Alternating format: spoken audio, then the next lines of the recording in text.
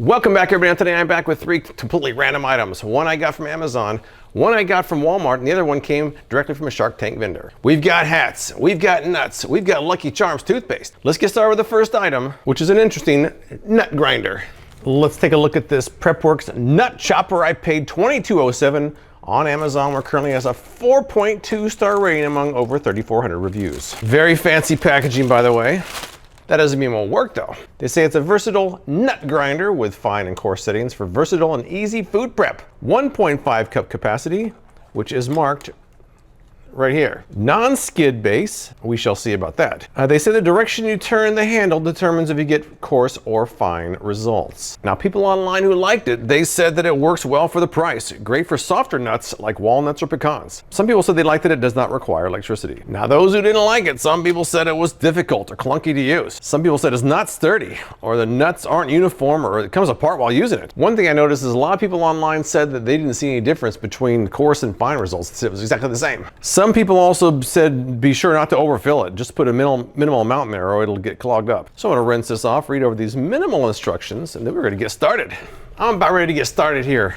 One thing I was wondering, if looking at this on the inside, I'm not sure how going different directions is gonna make it a different coarseness. People on Amazon were saying that it didn't. I tend to believe them. I don't see how that's going to make much of a difference. But let's try a few different nuts, from soft nuts to hard nuts, so to speak. Let's throw to softballs to start off with some walnuts, and we'll work our way up. I'm just going to put a small amount in here. It actually only holds a small amount. That's not that much. And here we go. Let's take a look and see what we got.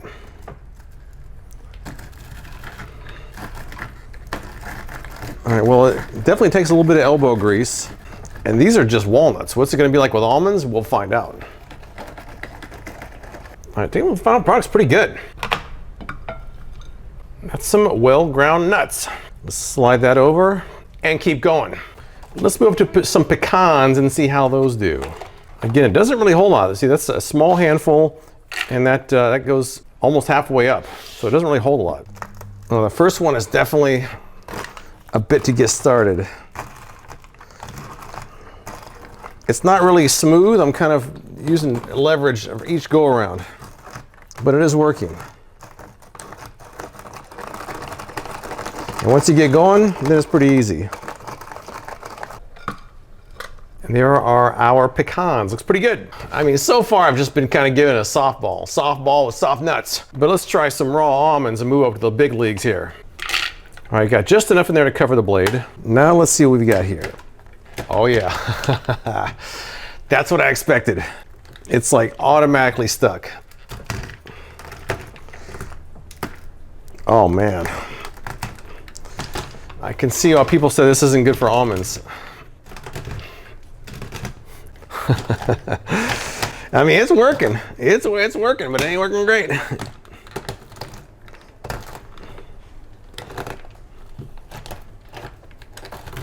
I can't even really get any kind of momentum going. It's just each one is its own kind of grind there, so to speak. All right, I did it. Here are our 3 piles. We have our walnuts, pecans, and almonds. I mean, it did a good job, but it certainly took some elbow grease, just for comparison's sake. And it's an unfair comparison. Let's pull out the Ninja Express chop and see what it can do with a handful of almonds.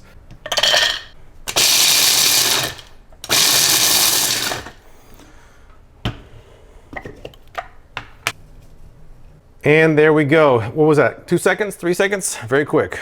So, I mean, it does work. It certainly works. It's more forced than it probably should be. It doesn't do a lot at one time, and things tend to get stuck. But if you want a manual chopper, it's not the worst thing out there, but it also isn't the best.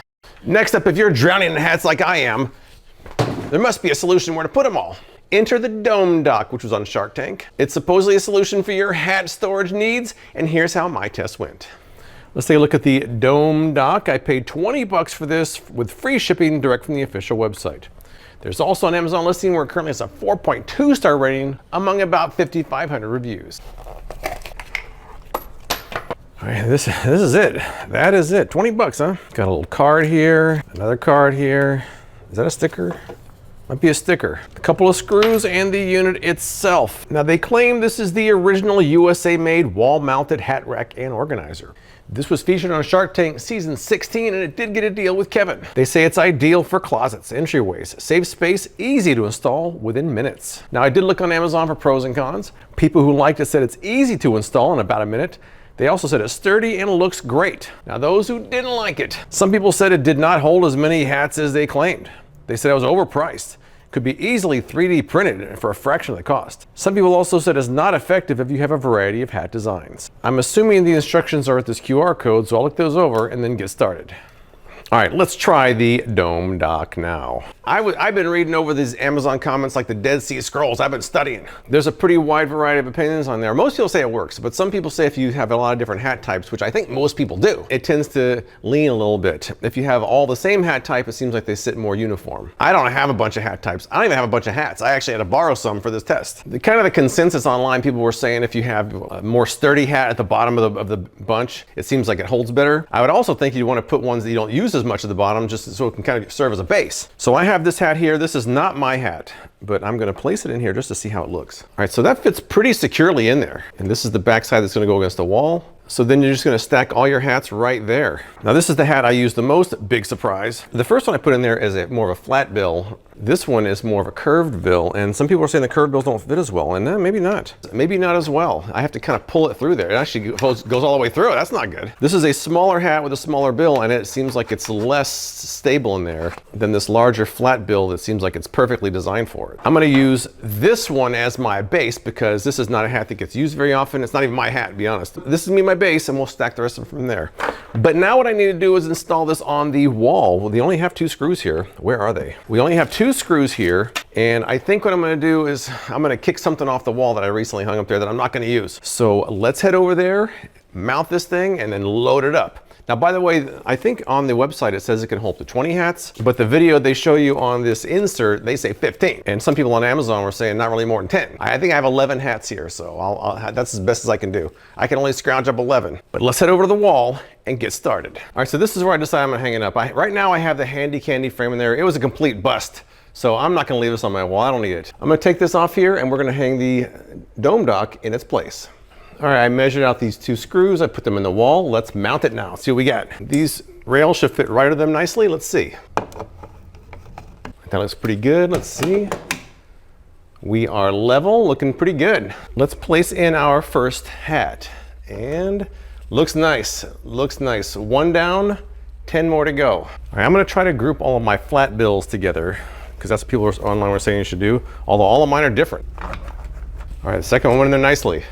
Number 3, what am I hitting back there? So there's a little bit of a lip back there that the hats seem to want to hit, so I have to be careful with that as well. We've got 4 in there now. Number 5. So far, so good. Number 6, here's a good one. Number 7. Now that's the last of my flat bills. The rest of mine are kind of these curved bills here. Let me see if I can squeeze this on top of those. Oh, I don't know. That curved bill is not liking it. I have to push it forward to get it in there, and that's why people are saying that it leans when you have different types. I can see it now. I can make it work, but it doesn't seem to fit as well. Let me try a couple more of these curved bills here. They are not going in as well. I'm just kind of sticking them on top here. I don't know about these curved bills. There I've like pre-stacked my curved bills. Man, they do not want to go in there. I don't know, man. The curved bills is not looking so good. Flat, perfect. So I'm gonna take all these out of here real quick here. Try a single curved bill hat. Now it does work, but it doesn't seem like it's nearly as secure as the flat bills. And can you stack the curved bills? They don't stack really as easy either. I think that it's working, but not nearly as well as the flat bills. Let's say I want to get this blue in here, lift it up, take it out, put the rest in there. In that respect, it does work. Someone also noted that if you have a bunch of black hats, for example, you don't know which is which. You have to go shuffling through them, which I guess isn't that big of a deal, but it is something to consider. Someone on Amazon said if you put your curved ones in first and then the flats after that, maybe that'll work better. Let's try that. I mean, it works better. It works better that way. You see how many hats do I have here? 1, 2, 3, 4, 5. I have 10 hats here. Somehow I lost one. I had 11 originally. I got 3 curved on the bottom and the rest of the flats on top. What if I want to grab one of the curved ones out of here? How easy would that be? Let's see, I want to get the bottom one out. And it just fell. That's fine. Sticking these back in here. Okay, it does work. Take one of the flat ones out in the middle. That works too. Let me try a different curved one on the bottom here. Oh, this curved one is not, it's sticking way out of the wall. It's leaning like the Leaning Tower. It's coming way out away from the wall. If I kind of shove them in there, that's better. I got my curved one I put on the top and it kind of fits there. Let me keep switching these around. Take that one out of the middle. The more I mix types together, it seems like the less elegant it looks. When you stick types together, it seems like you have a little bit better luck. So I think in the end it does work. It might take a little bit of finagling to get down. It seems like the flat bills work a little bit better than the curved ones, but if you have curved ones, your mileage is probably gonna vary.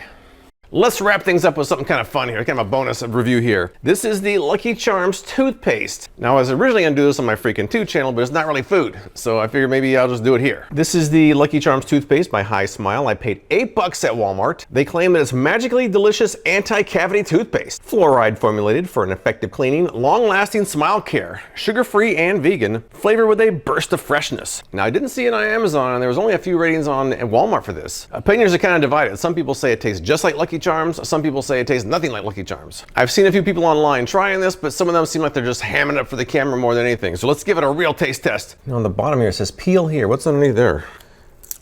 Well, we just got some very not so interesting drug facts on the back there. It says sugar-free, cruelty-free, no SLS and PEGs, and vegan. All right, so let's take a look at this here now. Let's load up this unused toothbrush here. Now some people, by the way, I saw some people showing it this nice packaging. I didn't get nice packaging for it, so I kind of got cheated a little bit, but let's see what we got here. Well, unlike a tube of toothpaste where you can have one continuous squeeze, you have to do multiple pumps on there. Not that that's a pro or a con, just an observation. Let me get my old eyes looking at this with some reading glasses here. There's kind of like a sparkliness to it. Do you see a sparkle? It's sparkly. It's a very nice looking toothpaste. If toothpaste is attractive, I would say this qualifies. But the taste is the only thing that really matters here. So let's give it a taste and see what we got here. Time to clean these teeth.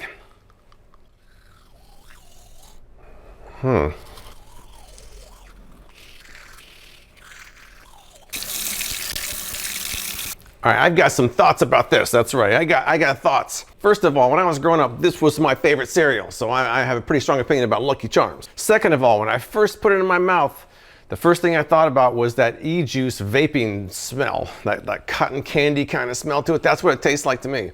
Someone on Walmart said it tastes like burnt vape juice. I kind of tend to agree right out of the gate. After I finish brushing and after I spit, the aftertaste to me resembles Lucky Charms more than when it was in my mouth. It's almost like it's diluted a little bit. And when it's diluted, it doesn't taste so bad. But that first initial has almost had this like, it was kind of like a burnt vape juice taste to it. I don't vape, I've never vaped before, but I've smelled that. I can see how people would say it tastes like Lucky Charms, and I can see how people would say it tastes like vape juice. To me, it's kind of both. It's not bad. I wouldn't say it's terrible. It's not as amazing as some people might want to think it is. You have some people online, oh my God, it tastes like Lucky Charms. Maybe it does taste a little bit like Lucky Charms. To me, it tastes like toothpaste meets Lucky Charms meets vape juice. They're all kind of in there somewhere. But I guess it depends on where your mind focuses, what you might interpret it as at. To me, $8 is kind of outrageous for this though. I'll probably continue to use it just because I have it, but once it's gone, even if, I know it's a limited edition, but even if it wasn't, I probably wouldn't buy it again. So let's recap these items now, shall we? Now, as far as the nut grinder goes, I mean, if you're looking for a manual option, it's not going to be as good as some electric, but it does work. Just not that great. As far as the DomeDock goes, I can see why opinions are so varied because hat shapes are so different. It seems to be better suited for some hat shapes than others. I do think if you play around with it, though, you can pretty much get it to work with most hats, although you might have to kind of keep your stacking in order so all the different build types are together. Now, as far as the Lucky Charms toothpaste goes, it's kind of funny. But yeah, if your kids don't like to brush their teeth, and they love Lucky Charms, maybe this would be a good way to get them to try. Although I do think this is limited edition. But that's all I've got. If you've tried any of these products, tell me what you think in the comments below. I appreciate you watching, and I'll see you next time.